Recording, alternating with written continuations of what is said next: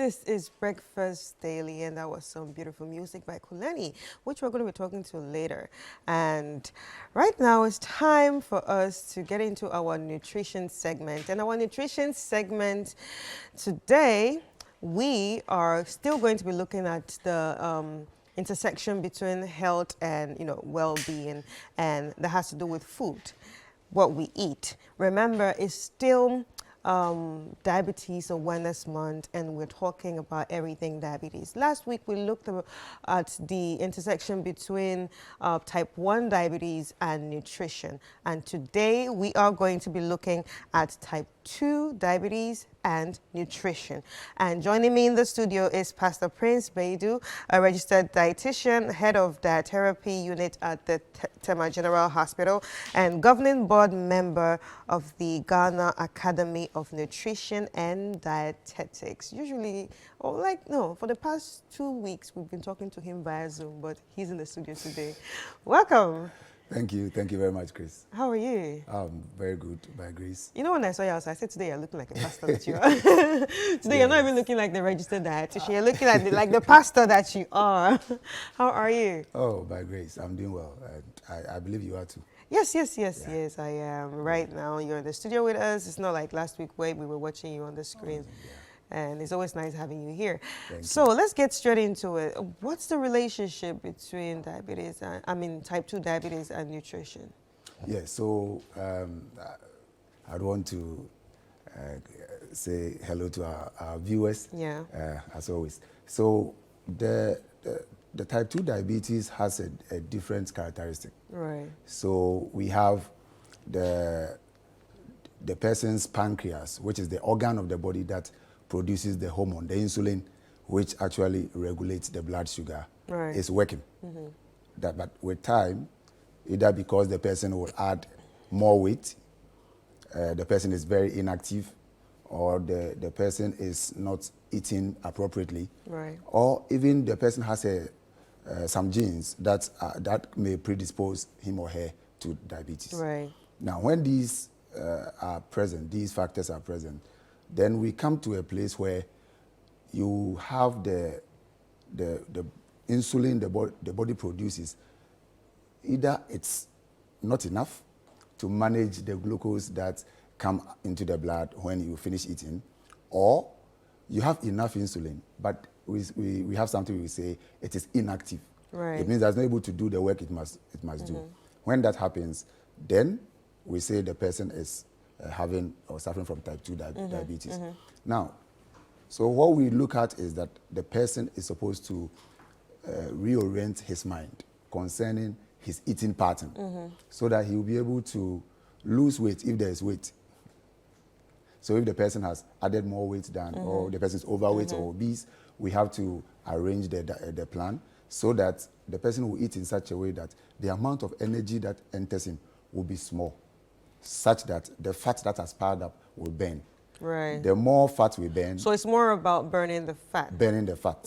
You see, so if you realize, I'm not talking about losing your weight on the scale, because some people lose weight on the scale, but they burn muscles.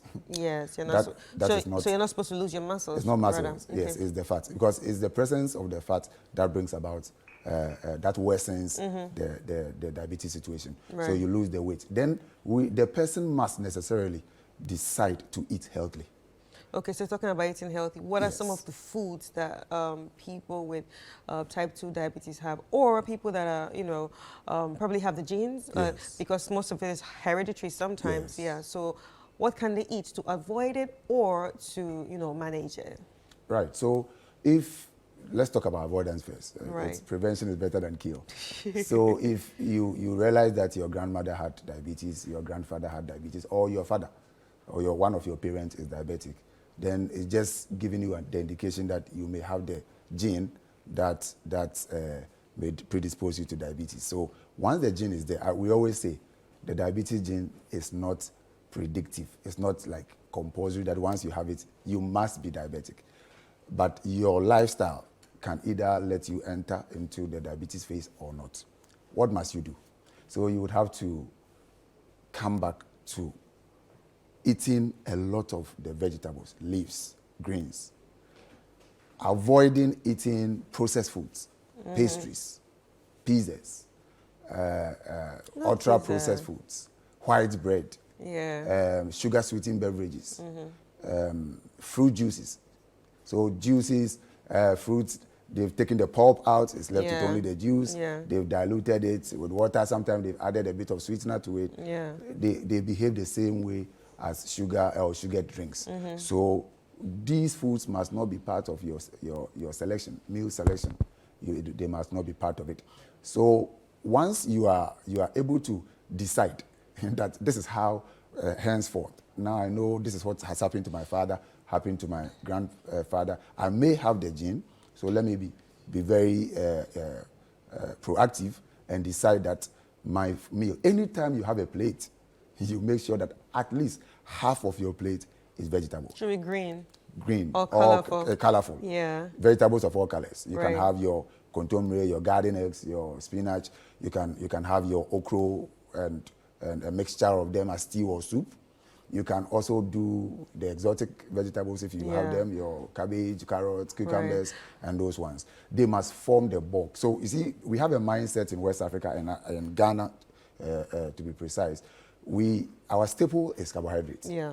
So, if our meal doesn't have a bulk of carbohydrates, it's like we have not eaten. It's a problem, Yes, but there should be an reorientation of our minds regarding how we can regulate our blood sugar. Right.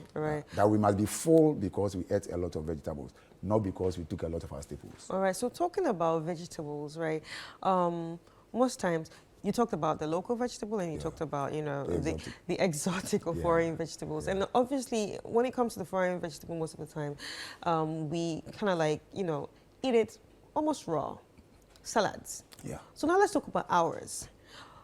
Does it affect it when we overcook it? Does it affect, the nutrition that we get from it when we overcook it? Like, let's say the contomere, let's say the okra. We really, really cook it. Yeah. So does it affect it in any way? So that is one thing that has been helpful to us here, especially if you look at how our environment, we can keep ourselves that dirty. If our vegetables were in such a way that we had to eat them raw, we would have had a lot of issues. Yes, so when we prepare them, we wash them very well and we cook it. And you use the word overcook. We encourage that we shouldn't overcook meals. Yes. Now, when we cook the food, heat-sensitive nutrients such as vitamin C and vitamin B, we lose some of them. Some? Yes. Not all? No, we don't lose all. Right. We lose some of them. Okay. And that is how come in the healthy meal plan we talk about compulsory intake of fruits. Oh, right. Usually we wouldn't cook fruits before eating. Right. So once you wash your fruits well, you keep them in a very cool environment, you are able to make up for some of the nutrients that you actually lost when you cook. Okay. Okay. What about fiber? Because most of the time we really talk about, incorporating fiber to, our diets and, having a great diet or a good diet. We talk about fiber a lot. Does fiber help when it comes to diabetes type 2? Exactly. So you see, it's cut across several facets. So when I talk about eating a lot of vegetables, what we are saying is that increase your fiber. Vegetable comes with a lot of fiber. Now, so when you take foods that have high fiber, one, they make you, they fill you up. You get full with the bulk of the portion of your food coming from foods that are filled with fiber. You are full, and you are full, but not with a lot of carbohydrates. So what are some foods that have fiber, especially when it comes to the Ghanaian context? Yes, so that is the vegetables. That is the key fiber. Then we talk about fruit. The reason why we say we should eat whole fruit, not processed fruit or squeezed fruit, is that they come with fiber, soluble fiber, non-soluble fiber. Then our unprocessed cereals. Right. So our unprocessed maize with the fiber in it, our legumes,